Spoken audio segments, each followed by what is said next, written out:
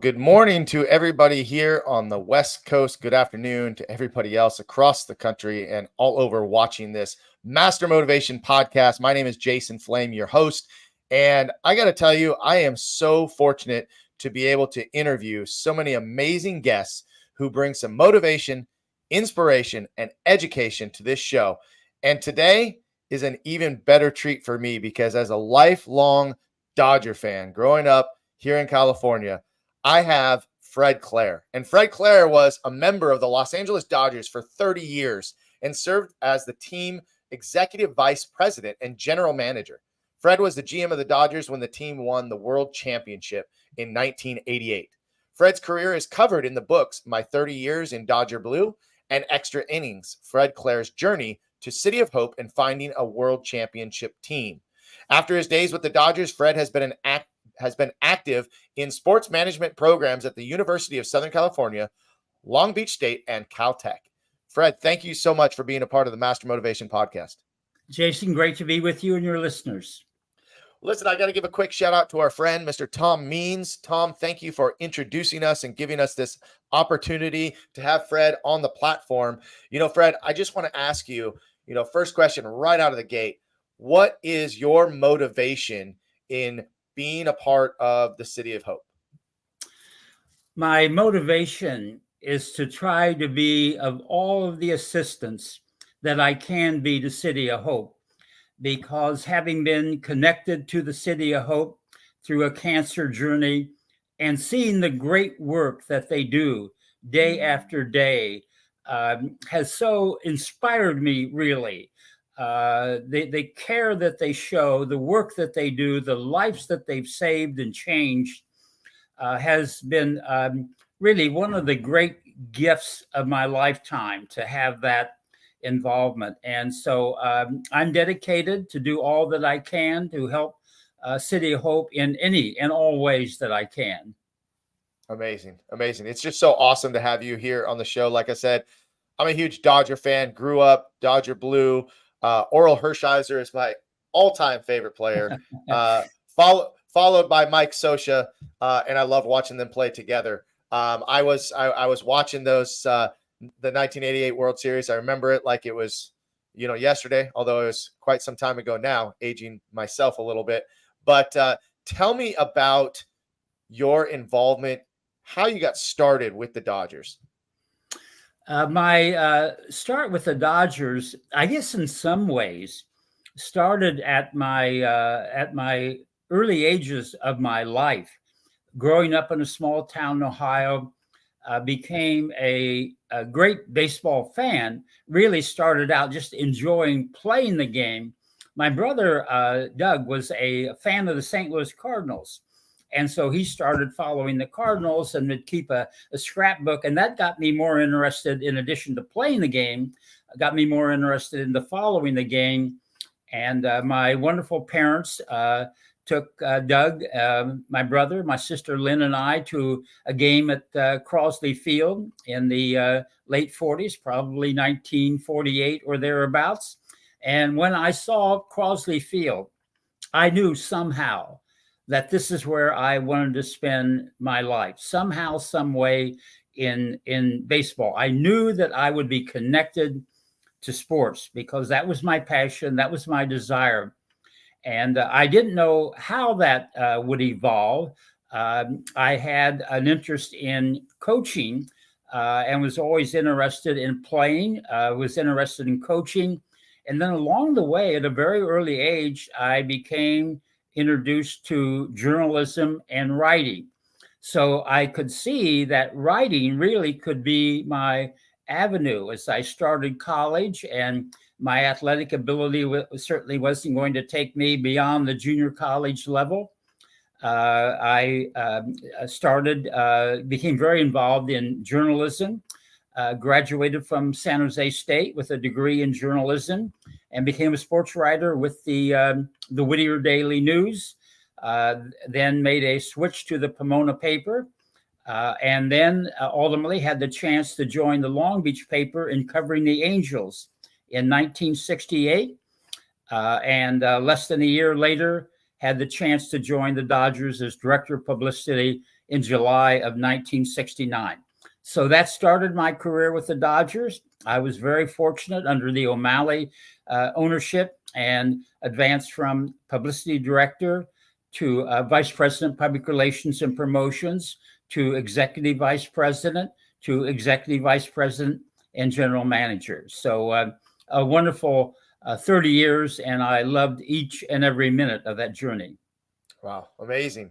Now, so you played baseball as a young man, and you mentioned that your talent in baseball wasn't going to go further than the junior college level, right? But did you play baseball, all the way through your youth?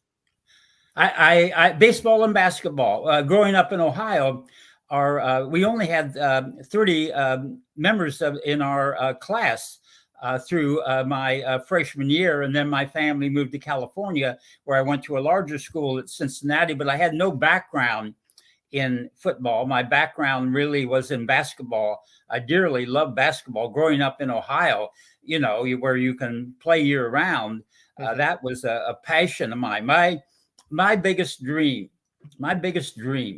as a high school student was to be the point guard of the Silver Creek Vikings in Jamestown, Ohio. I wanted nothing more than that. And so I didn't play basketball past junior varsity very candidly at the junior college level, but my interest in journalism continued. And that's when I had a chance to, after graduating from San Jose State, to join the Whittier Daily News, and then to move from there ultimately to Long Beach. And at Long Beach in 1969, I had just started covering the Dodgers. My first trip to Vero Beach with spring training was in 1969. In July of that year, they offered me the job as publicity director.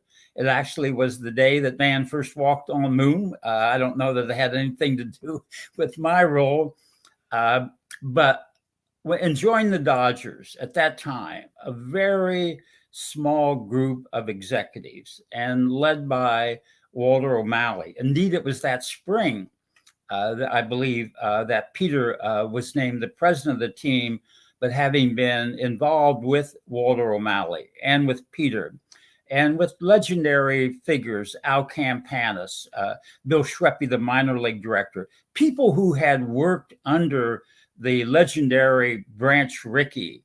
And I could see the dedication that they had, the love that they had. And I just consumed all of that and embraced all of that. And so I was happy to have that opportunity to join the Dodgers. And I've told students in later years that my main goal on each and every day, I never looked around and say, I want this job, I want that job.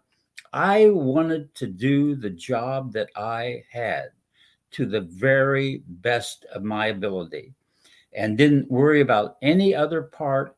And then the advancements came, again, from publicity director to VP PR to executive VP, overlooking the whole organization, to ultimately the greatest responsibility being the executive VP and general manager of the Dodgers, which started in 1987.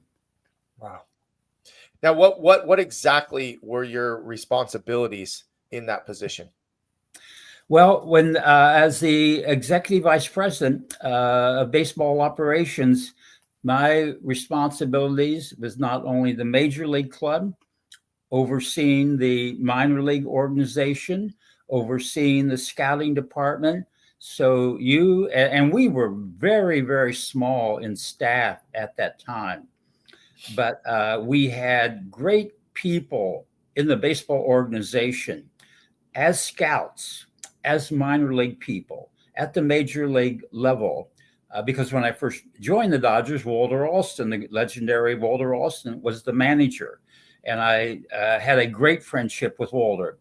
In 1969, my first spring, the fellow who was kind of coming up for the minor leagues, he was the manager of the Spokane team, was someone that very few had heard of. His name was Tommy Lasorda. And Tommy and I developed from the outset an extremely strong friendship and relationship. So it is when you have that responsibility, and the day that I was given the job in 1987, my words very tritely were, "The buck stops here."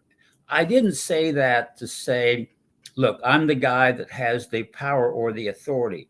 I said that because my belief was, in any organization, I don't care what the organization is, responsibility has to be placed.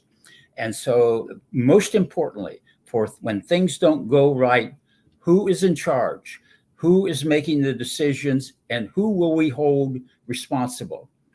I embraced that because I thought it was the right way to run a business. I mean, it's just a great leadership lesson, is to, to own and accept that responsibility of what's going on with your team and what's going on with your organization, if you will. Now, you brought up the name Tommy Lasorda.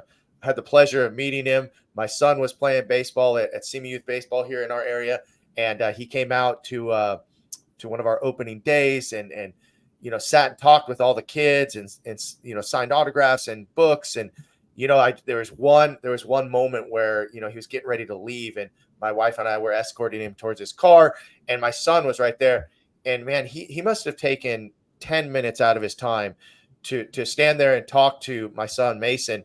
And one of the first things he said is, "You showing respect to mom and dad? You listening to mom and dad?" Good. And he was really, really big on that, because I've talked with him actually several times, and those were the things that he constantly brought up. But I mean, you see him sometimes in highlights, or you see him on different videos, and he had a pretty good temper too, right? So he had this kind of two sides to him. Tell me more about Tommy Lasorda and some of your favorite memories with him. Well, Jason, this is a very appropriate date because you may know this is the birth date of Tommy Lasorda. So there's this celebration. I believe there's a celebration tonight at Dodger Stadium. But the thing about Tommy, and in first meeting Tommy, his enthusiasm, his pure love for the game was really so visible in every way. Tommy was the first to admit he didn't have the greatest of talent. He was the third pitcher on the Norristown High School team, but he had a great drive to succeed and to get into baseball, which is exactly what he did. And he used that to help drive others. So he could see and identify in players, not only those with talents, but those who had great determination to succeed. So Tommy, in the spring of 1969, I won't go into details on this, but we became so friendly that I had told Tommy along the way that I had played a little high school baseball at that time. And so I'm getting on the bus one day to go to Orlando with the Dodger team to cover the Dodger game with the Twins. And Tommy comes up to me. I'm getting on the bus, and he said, "Hey, Fred," he said, "where are you going?" I said, "I'm going to Orlando." He said, "I thought you said you wanted to play for us. Our Spokane team is playing Bakersfield today, and I want you to play on our team." And I said, "Tommy, I told you I'd be willing to take infield. This is Tommy, the challenger." I said, "Tommy, I said I would take infield. I never said anything about playing in a game for Spokane." He said, "Okay, you chicken plus." He said, "You get on that bus." And this is the motivation of Tommy. "You get on that bus and never mention again that you want to play for my team. You really don't want to challenge me, Jason, any more than you want to challenge Tommy." So I backed off the bus and I said, "Okay, where do I get a uniform?" He said, "You go see Jim Mewey in the minor league clubhouse. He'll give you a uniform." So I go, get on a uniform, come back. He said, "Go warm up." I go down the first base line, throw a few balls, warm up, come back. He said, "I'm ready."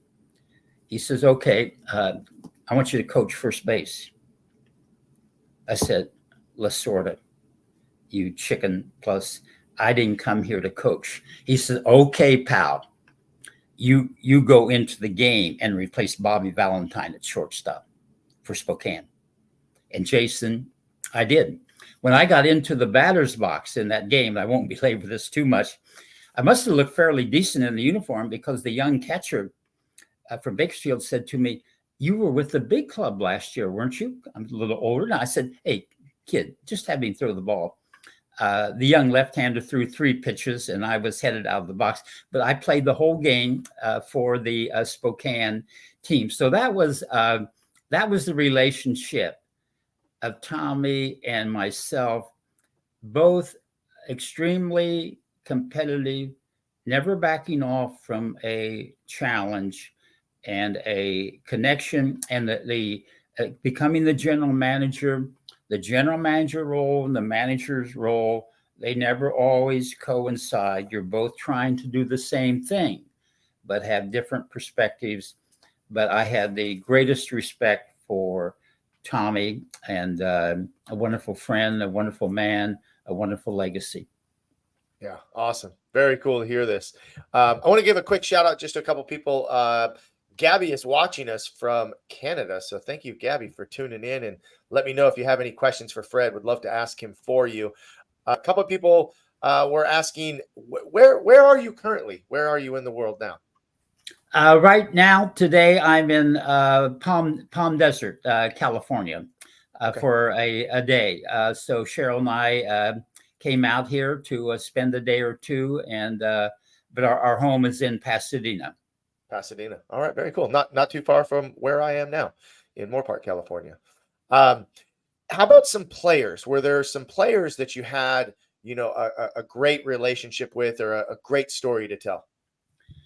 Well, so many players. I had the honor, Jason, through my early years. One of the greatest honors of my life was to know Jackie Robinson. I had the honor to know Jackie, to be very close and a dear friend of Roy Campanella, of Pee Wee Reese, of Duke Snyder, and the wonderful Carl Erskine, who's with us today and celebrating after 90 plus years. So I had that foundation, not only of following them when they played, but knowing the quality of the people. And then when I came to the Dodgers, we had the emergence of a great group of young players: Steve Garvey, Bill Russell, Davey Lopes, Ron Say, and then the addition of other players in trades that Al Campanis brought in, Reggie Smith and Dusty Baker. And then we had 2 players that you mentioned in Mike Sosha and Oral Hershiser. So through all of those years, I always had the greatest respect for the players. And there literally is a story on each and every one of them, because the friendships, the relationship, the friendships that I hold today most dear are the former players. And when I had 2 golf tournaments to raise funds for the City of Hope, and we raised $500,000, I was literally overwhelmed by the support that came from those players. So I have been very blessed to know all of the Dodger greats through the years, not only to know them, but to have great friendships. And of course, Oral Hershiser just recently was honored as one of the Dodger legends. And there was an event 2 weeks ago now where he was honored on a Saturday night. And that Sunday, he invited all those who had attended, that he was hosting a dinner at the Arroyo Chop House in Pasadena. So all the Dodgers from '88 were there, along with Sandy and Fernando. So that group of people, the historic Dodger figures through the years, and that's one of the strengths of the organization, is that continuity. Mm-hmm. Awesome. It's just like I feel like such a fan and such a kid hearing you talk about all these names that, when I watched that 1988 World Series, and I collected baseball cards. You know what that I love. I have a whole entire collection of just Dodger cards and Dodger, uh, you know, uh, starting lineup figures and things like that that I still hold on to this day. And I when I look through them and show my son, because my son played baseball for over 10 years, and I think just by default he became a Dodger fan like me. But just like looking through those cards, but I always prided myself on collecting the older cards too. So hearing some of the older players that were maybe a little before my time, it's a cool history lesson, but it's, again, as a fan, just to hear it is so awesome. How has the Dodger organization changed over the years since the time you've been with them to the current state now? Well, the biggest change, of course, in the Dodger organization took place in ownership. And there have been significant steps there that have been well recorded.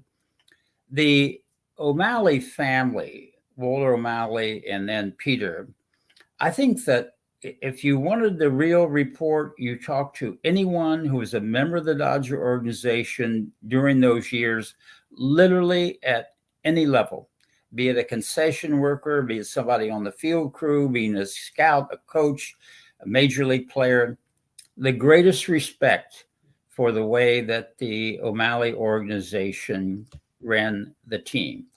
And that was for a 50-year period. And even in the continuity, even in the managers between Walter Alston and Tommy, there were nearly 50 consecutive years of two managers. There was the change, which was a difficult change, to say the least, for the Dodgers when the team was sold to Fox, because Fox wasn't in the baseball business. They were in the news business. And Rupert Murdoch, who stepped down yesterday, as we know, was very candid in that, saying on national television at one point, we bought the Dodgers to control the television rights. They weren't in the baseball business. That was a very, very, very difficult time. And then the sale of the team to Frank McCourt, which was another very difficult time. I believe now, without question, the Dodgers are back in very good hands. And the record speaks for itself in terms of the attendance, the success of the team. The Dodgers just won their 10th divisional championship in 11 years. And one of the great reasons for that, too, is someone who's a very dear friend of mine, and that's Dave Roberts, the current manager. So they have an excellent baseball department. They rely a lot on analytics. They rely a lot on good people at every level, scouting, player development, the young players they brought up. So they're really back to operating from a baseball standpoint in a very successful manner. And hopefully that will lead to the ultimate goal, because the only game that really counts that you play all year is if you win the last game that's played. And that's the goal to that team. And I think with the work Dave does and the players that he has, they've got an excellent chance. You bring up Dave Roberts, and I couldn't imagine what it would be like to have to make the decisions that a manager like him has to make, right? Especially at that level and such a high level of competition. He's come under fire, a lot of times with decisions that he's made or things that he's done. How do you respond to that? People that, especially fans that are watching from the sidelines, right? Like, fans probably don't know anything nearly about the game that this gentleman does. How do you respond to that? Well, I really respond to it, not to the fans, but to Dave himself. And I've texted Dave at different times during the end of a difficult season. I remember one season when they were ousted before getting to the World Series. They set a record number for wins during the regular season. And I'll share my text with Dave because that's really the way I felt. And I said that, Dave, during all the times of your winning this year, during all of the times, I never once heard you try to take any credit. During the losing times or the tough times, I always hear you take the responsibility. That's who Dave Roberts is. He is one of the great Dodgers. And I think my response to the fans that at the end time, Dave will become the third Dodger manager. And I've been so blessed to know Walter Alston so well, coming from a small town in Ohio when I joined the Dodgers as a very young person, to know Tommy through all the years. Dave Roberts is going to become, by his record and his accomplishments, a Hall of Fame manager. That's who he is. And when I first met with Dave, when he took the assignment, Maureen Wills asked me if I would spend a little time with him at the winter meetings. And I met with Dave and I said, Dave, I know that you understand this job, because his words, and you can go back and look when he was named the Dodger manager, this is before he ever managed a game. He said, this is the organization of Jackie Robinson, of Sandy Koufax, of Fernando Valenzuela. This is a great legendary organization. And he said, I recognize the opportunity that I have, and I recognize the obligation that I have. So I judge Dave on the quality of Dave. I think he is an excellent manager. Our fans, bless their hearts. We love them all. But I couldn't think, I couldn't be higher on Dave as a manager from all my years in the game. And I've been very blessed to know great managers and to be friends of great managers, not just Dodgers, but others through the years. So he has my highest regard. Well, I appreciate you spending some time talking with me about the Dodger organization. I have one last question about the Dodgers before we start talking a little bit more about what you've done since then. What are you doing with the Dodger organization? How are you still involved? Do you find yourself, in the same circle and still working with them in some capacity at all? No, I have no official capacity with the Dodgers. I don't go to that many games. What I do make every effort to do is anytime there's a request by the Dodgers, like when they had asked me to, and Oral had asked me to be with his event when he was joined the Dodger Legacy Group. So I would always be there for Oral or for anyone who asked me to be a part of something. But I have no, I just look back with the great memories. I mean, everything passes in time. I had the honor to be there for 30 years. And I just look back with great pleasure, and knowing that I always gave everything that I have. So no official connection, but with great respect for the organization. Awesome. Well, again, I'm a huge fan. I think I always will be. Love the Dodgers, and I'm looking forward to seeing how the season ends up this year. So let's talk a little bit more about City of Hope and how you got involved with the City of Hope into a little bit more detail. And I'd love to talk about your book as well. Well, the City of Hope, it started, I believe the year was some time ago, 2015. And I give this background for a warning, for a lesson, not a warning, a lesson for all of the viewers and listeners.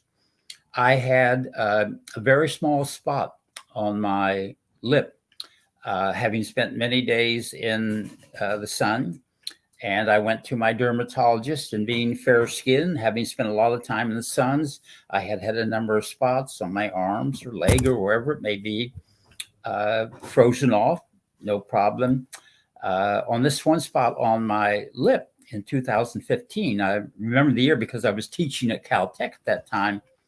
The dermatologist called me and said, Fred, this is a little bit more than you've dealt with in the past. It's going to require the Mohs procedure, where they take the spot and remove the margins for a little cancerous cell. This was an extremely small cancerous cell, but in a very bad location because your face is so interconnected with all the nerves and everything that comes together. Mm-hmm. I had the Mohs procedure, and a year and a half later, learned sadly that the well-known doctor did not capture the margins. It had gone up into my jawbone and headed north. So when I first went to City of Hope in 2016, my wonderful doctor and surgeon, Dr. Vernon, said, Fred, you have a major problem here. This is not good and has to be addressed immediately. So they cut my throat, removed the cancer, hollowed out my jawbone, and things looked like they were going to be good. But within a few months, the cancer had come back in my neck after 33 radiations and 7 chemos. So it was immunotherapy, the science of medicine, that really was my survival. And then just 3 years ago, in 2019, my jawbone had been destroyed by all of the radiation. So 3 years ago, they did an operation, 3 doctors, where they took the fibula from my left leg and replaced my jawbone. Wow. And so I know firsthand the work at City of Hope. And even when I first saw City of Hope, I said to my wife, a wonderful wife, Cheryl, that we've got to help this hospital. These people are great. We've got to do something. And so I met with the City of Hope people and said, I think that I can help you with a celebrity golf tournament. And they walked away, and Cheryl said to me, Fred, you're probably the only person here with a 20% chance of survival who's going to plan a golf tournament. I said, well, that's what we're going to do. And so I have done that. The book that covers that journey, Fred Clare, Extra Innings, Fred Clare's journey to City Hope and finding a world championship team. All of the net proceeds go to City Hope. You can see many very kind reviews on Amazon or other sites. I'm just a big believer. I'm a big believer in trying to do everything I can, not just, quote, to pay back. You can never pay back. To do all that I can, because the other part, Jason, is it ties into something that is my greatest belief in having known Jackie Robinson. And it's encompassed. I was at an event where I spoke for USC, and they handed these out because they knew this was going to be part of my talk related to knowing Jackie Robinson, and his quote, which when you talk about motivation, or if you talk about any words that all of us might hope to live by, not in reference to me or to certainly to any of us, except for all of us. A life is not important except on the impact it has on other lives. And if we think about those words in what we do in our daily lives, trying our best to help, to impact other lives, I think, and at my now advanced age, I know we will find that as the greatest satisfaction of anything we do in our lifetime. Wow, that's super powerful, and I couldn't agree with you more. I just think that that's amazing, and thank you for sharing all of that. Um, where do we go from here? I mean, you wrote the book, right? So tell us a little bit more about writing that book. When did you start writing it? What? Well, I really the credit belongs to a wonderful writer who's done several books. The writer is Tim Madigan out of Fort Worth, Texas. In fact, he now is involved in something that he had written. The name is escaping me right now. Uh, uh, but I wanted, when the thought of a book came up, I didn't want it to be a quote Fred book. So I didn't write. What I wanted to do, and what this book is all about, really, is the history and the story of City of Hope, and about about the doctors and the patients. Mhm. Baseball is intertwined because it helps with the book. Uh, but that was really the purpose of the book, was to really tell the story of what City of Hope is all about, because the story is incredible.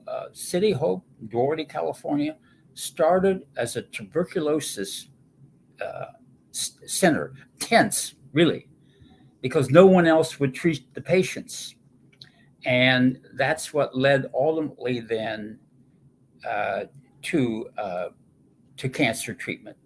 So, and it's not to say that certainly that City of Hope is the one and only. It isn't, but it's where my involvement was, and I think the people who work in the medical field, in the hospitals, who care for people, who help people, are so incredibly important to all of us. So that was the reason behind the book. There had been a previous book that had been written, Fred Clare, My 30 Years in Dodger Blue. So that I didn't want that. That wasn't to be the purpose. But I'm so Mhm. happy with the book that Tim Madigan wrote, because it really, I think he does a wonderful job of telling the story of the City of Hope. Excellent. Excellent. Well, I look forward to reading it. So I will definitely pick up a copy. And you said we can pick it up on Amazon. You Yes. can find it. Perfect. Perfect. Well, I would like to talk about, again, how we were connected. Again, shout out Tom Means. Thank you for introducing us. You met Tom in your first class at USC. So tell me how you started teaching classes at these universities, and tell us all about what you taught.